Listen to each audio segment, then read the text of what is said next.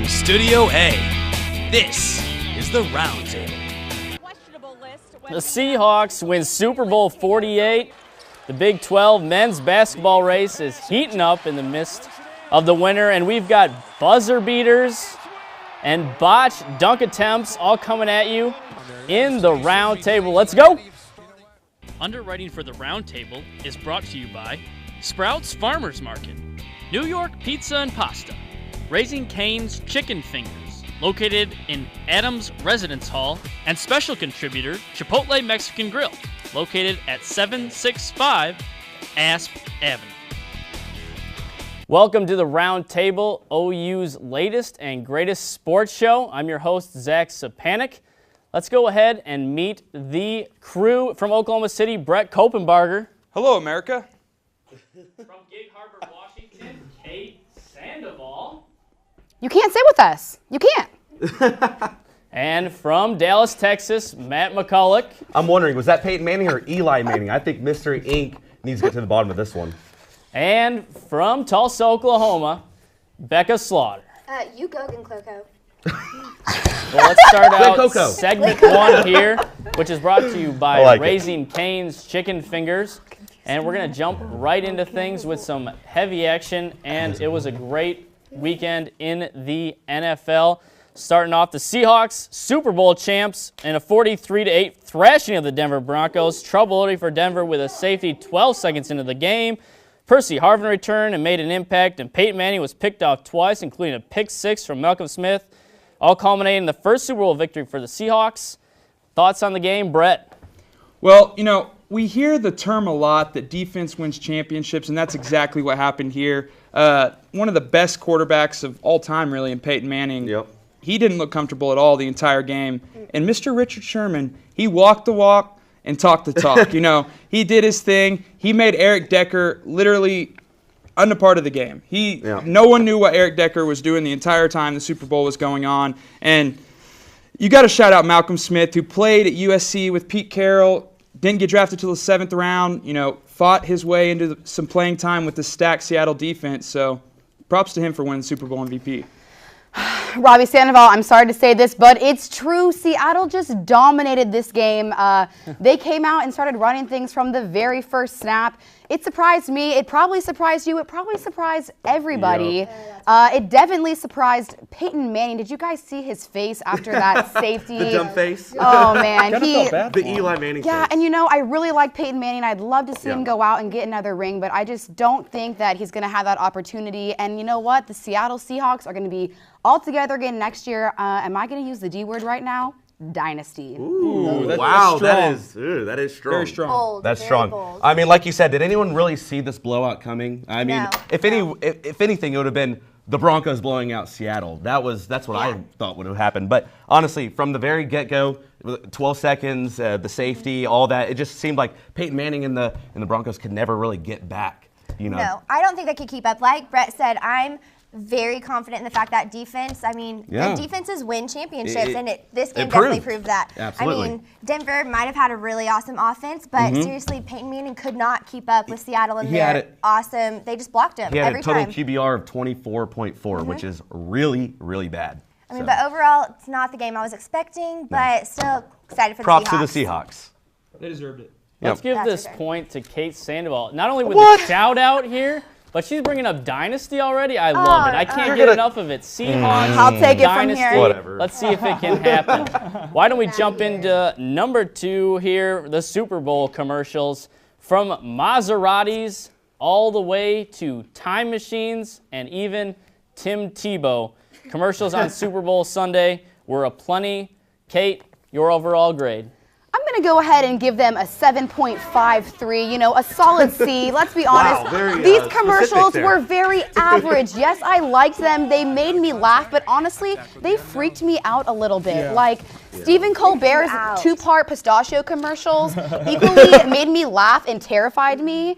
It was a little bit scary. The Dober Wawa, do I need to be concerned about that in the future? I love that one. Yeah, and as far as the German engineers sprouting wings and rainbows shooting out their butts, yeah, that freaked me out too. You took some notes on this. Yeah, and you know what? Let's be honest, Tim Tebow, are you really happy you don't have a contract this year? Are you going to be happy next year when you don't have a contract? That is just a call out, ladies and gentlemen.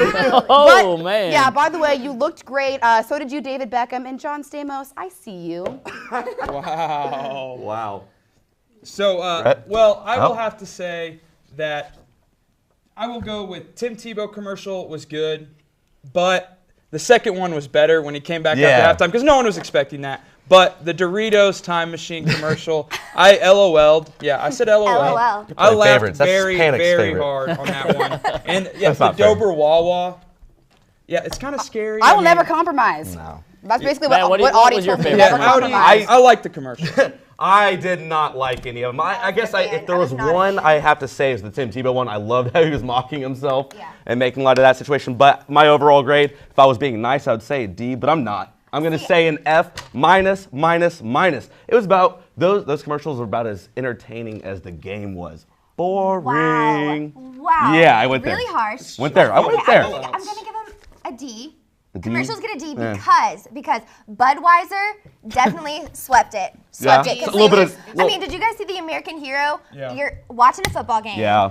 Budweiser beer commercial. And Go then, America. Of course, they're talking about soldiers coming home. What is more American than that? Nothing. What is more American than that? And then, of course, then they had the puppies and the Clydesdales, and that just, it's heartwarming. Yeah. It's heartwarming. They bumped it up to a D for me. We're gonna have to just. I mean, the story's over already, guys. Matt McCullock not only sucking up to the host and saying my favorite commercial, but he's given them an F minus. Yeah, I got it right? Three of them. Matt McCullock with the point. Yes. Let's jump into the Puppy Bowl. It was no Super Bowl, but it did have an MVP, an annual pre-Super Bowl tradition, we'll call it. MVP to a halftime thriller. Guys, was the Puppy Bowl more entertaining than this year's Super Bowl? We're starting with Matt. All right, I gotta be truthful with you guys and say that I actually skipped out on the Puppy Bowl this year, but I immediately regret it now because that seemed like that was the most, that was the best bowl, or the most enjoyable bowl, I should say, on Sunday, besides that bowl of queso that I pounded during the game. But honestly, I mean, what's more adorable than a bunch of wiener dogs going down for the score and, you know, a premature watering of the lawn flag being called on the Dalmatian? Come on, you can't beat it. It's great television. It is great television. You can't. I can't believe you missed it. I know. I mean, I cannot believe you missed that. But seriously, there was more action on that field than there was at the MetLife Stadium. I just gotta call it out. Agreed. It's great television. There's puppies, and then you cannot forget about the cat halftime show. No, little kitties. No. It's precious. Right, what do you got? I like it. Well, I have an idea about the Puppy Bowl. I am not a fan of the Puppy Bowl. I don't watch it. I watched a little bit of it just because I knew we'd be talking about it. But my idea is this. There was debate over who should have been the MVP, even though I shouted out Malcolm Smith earlier. Since, you know, the whole Seattle defense could have been the MVP, I say you give everyone a puppy from the Puppy Bowl as opposed to the car that the Super Bowl MVP normally gets. Okay. So, yeah. And who doesn't like a new puppy? That's true. Even NFL players jump in there. You know what, Zach, are you kidding me? There are a lot of puppies that put a lot of hard work into playing that game, and I'm offended that you would even question if the Puppy Bowl was better. So I'm insulted right now. Let's give this point. I mean, this one's easy, hands down. Brett Coppenbarger, an ingenious thought as to what MVP can get. Brett Coppenbarger is getting the point there. We're going to get one more Super Bowl story in with Russell Wilson, the Super Bowl winning quarterback, spotted courtside with Jay-Z and Beyonce at Monday night's Nets-Sixers game, although there was a spot open next to him. Maybe a lady friend. She wasn't there. So, guys, even without a lady next to his side, Becca, you're starting off. How much of a star can this guy be? I mean, come on. After you win the Super Bowl, super excited, great day, you're not just going to sit on your couch. No. You're not going to sit on your couch and pretend like nothing happened. You're going to go out and celebrate. And if Jay-Z and Beyonce, Queen Bee, did anyone else see her photo or her video album? Because it's amazing. You do not turn down that invite. You just simply cannot turn it down, and good for him. I mean, he's living up the fame. Yeah. More power to him. Yeah. How much bigger can this guy actually get? First off, Jay-Z and Beyonce, power couple of the universe. Everyone knows I love Jay-Z and love Beyonce as well. Oh, they're but kings. Russell Wilson going to play for the Rangers, obviously a great, motivational guy for them. I like the move by the Rangers, and let's not, forget that he's no scrub on the baseball field either. He at NC State, he was hitting .282 for his career, and he actually played 30 games with the Colorado Rockies Single-A club. Sandoval, what do you got? Yeah, definitely. I think that he's a star, but that's really not the word that I would use to describe him. I think of superstars, people who are craving the limelight. Give that to someone like Richard Sherman who really wants it. All around, I think Wilson is just a great family guy. He's there for his community. I like him as a person. I love that he was there with Bay and Jay. But, what up, Bay? Yeah, I just think he's a great guy. I wish we would have seen Blue, though. No, I think he's going to be a huge star in this league for many, many, many years to come. He's incredible. As the 6th quarterback taken in his draft class, he's the first NFL quarterback to win 23 games in his first 2 seasons. Oh, yeah. He also has a Super Bowl ring now. Oh. He's incredible. With that move, didn't you? Yeah, he's incredible. He's incredible. I'm not just saying that Add that to because the list. he's part of the Texas Rangers, by the way. Please come play for us in was spring coming. training. I knew that was Please, I coming. beg you. Man, Man, I don't know if I can give you a point with the plea for the Rangers. No, but come on. Sandoval, he's a great family guy, and we're going to give Kate another point because she's dominating early, and she's got the family on his side just like Russell Wilson does. Well, when we get back, I'm winning. we're going to take a look at not only the University of Oklahoma men's basketball, but Big 12 basketball in general. You're not going to want to miss it. Stick around. Welcome back to the round table. Let's recap the scores real quick. Kate Sandoval in the lead with 2 points, as you can see behind me. Brett Coppenbarger and Matt McCullock each with 1 point, and Becca Slaughter still getting shut out. She's got some points to make up. Let's get back at it. From 1 overtime to a 2nd overtime, 3-pointers were falling. Even a 3rd overtime sesh was just about enough as Iowa State escaped Stillwater with a win against the Cowboys Monday night. Brett, how does a thriller game like this affect both teams moving forward?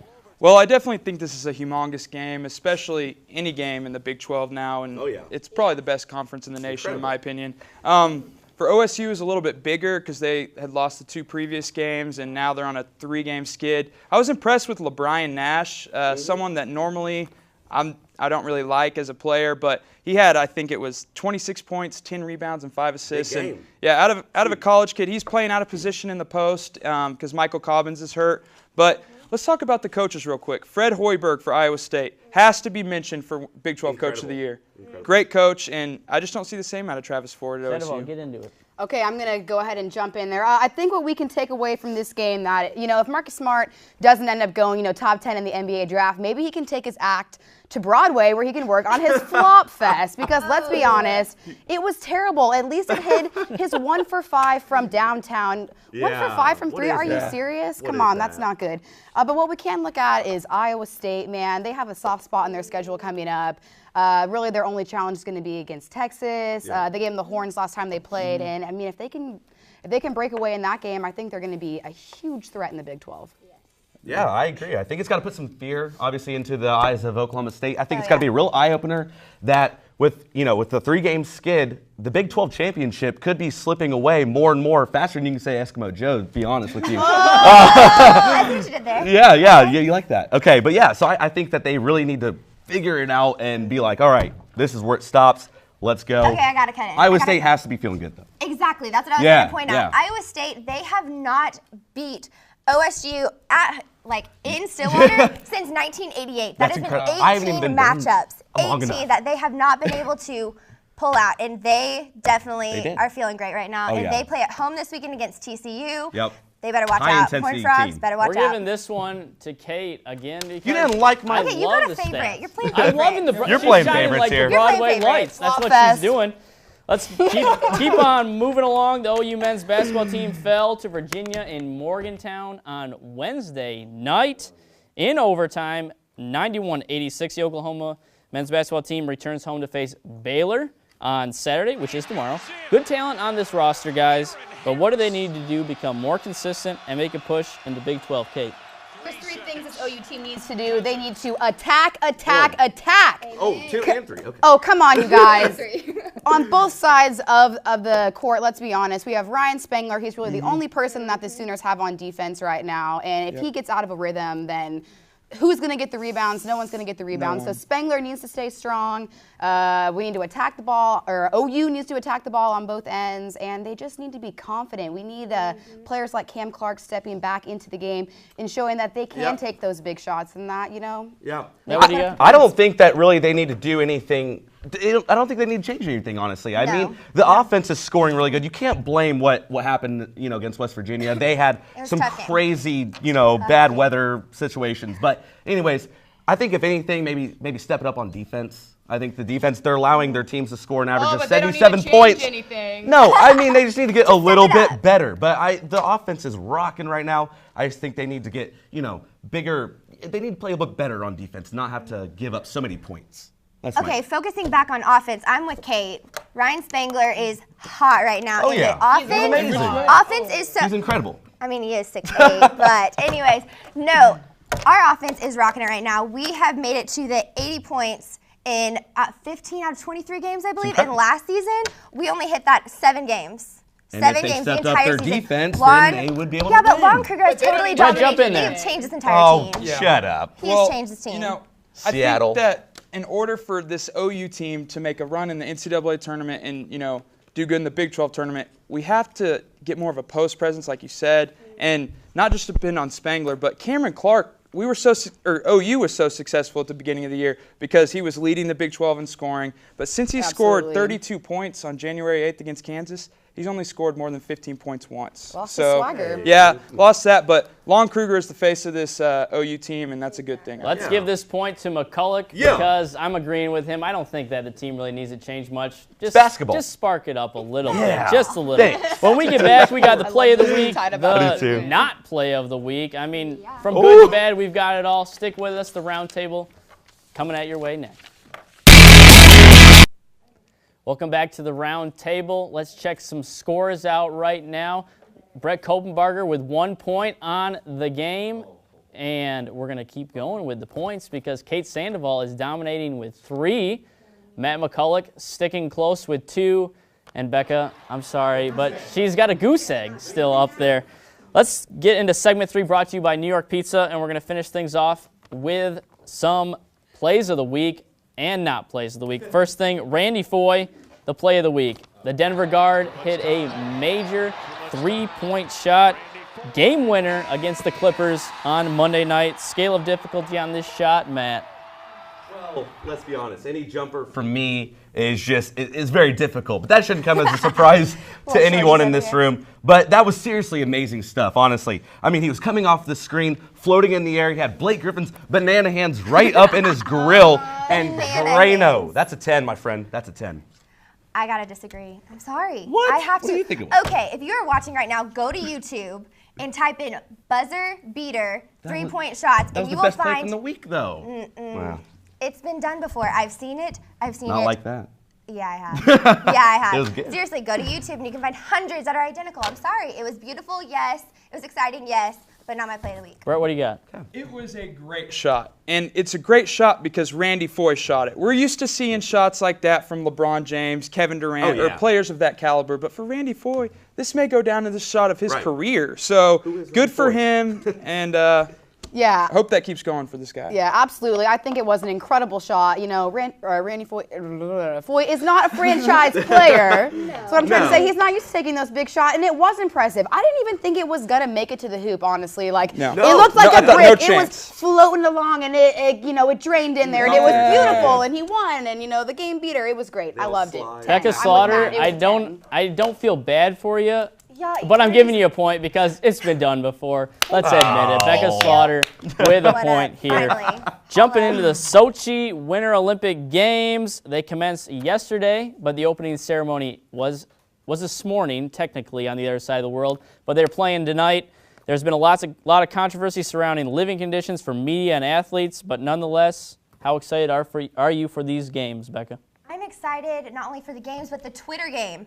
Is anyone else following at Sochi Problems? Yes, Because they're hilarious and kind of sad at the same time. But no, seriously, I'm excited for figure skating, particularly. It's a hit or miss sport. It's exciting. You don't know what's going to happen. Sure. Also, except right now, the U.S., we're in third place. We're behind Russia with 19, Canada with 17. We're in third with 10. But we do have Merrill Davis and Charlie White, who are the reigning world ice dancing champions on our team. So I'm excited to watch.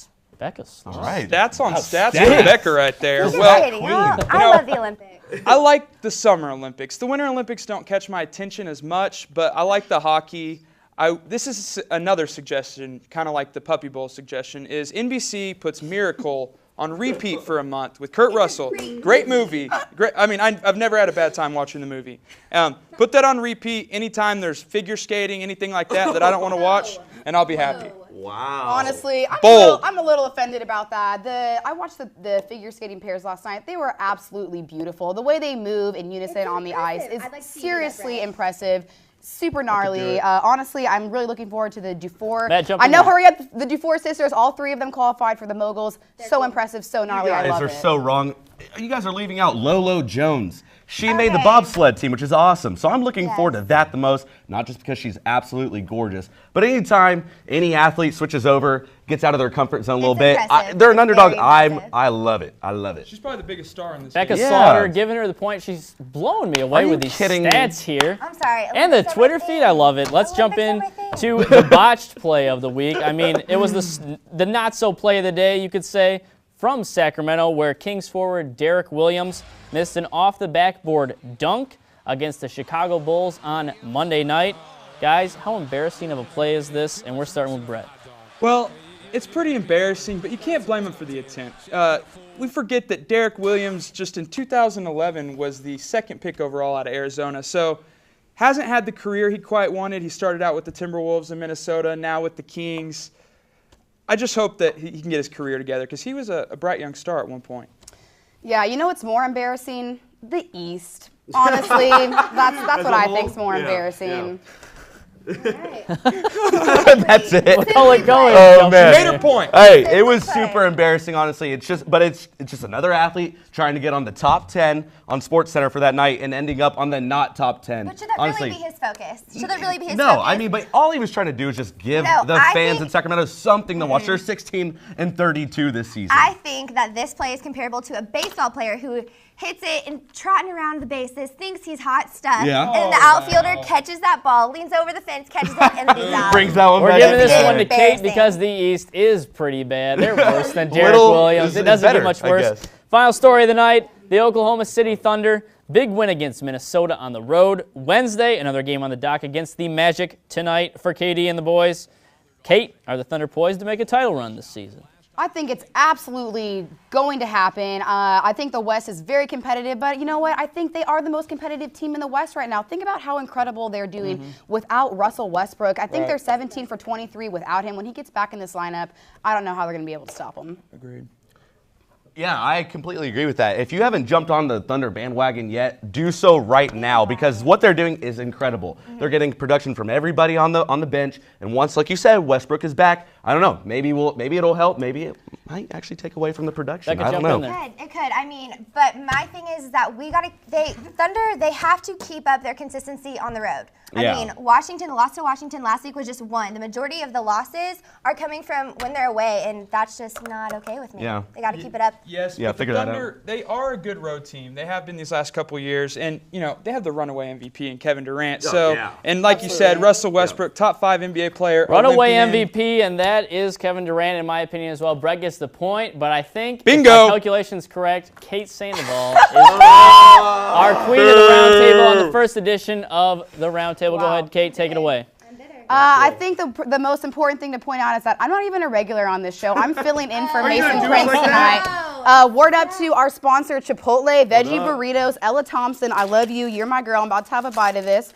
I also want to shamelessly plug Sooner Sports Pad. Be sure you check it out Monday nights at 7:30. Be part of our live studio audience. It's going to be really fun, and this burrito is going to be even more fun to eat. Oh, yeah. Well, thanks for joining us on the round table. It's the first of many shows to come at you this semester, and we are excited for you to join us. Have a good night.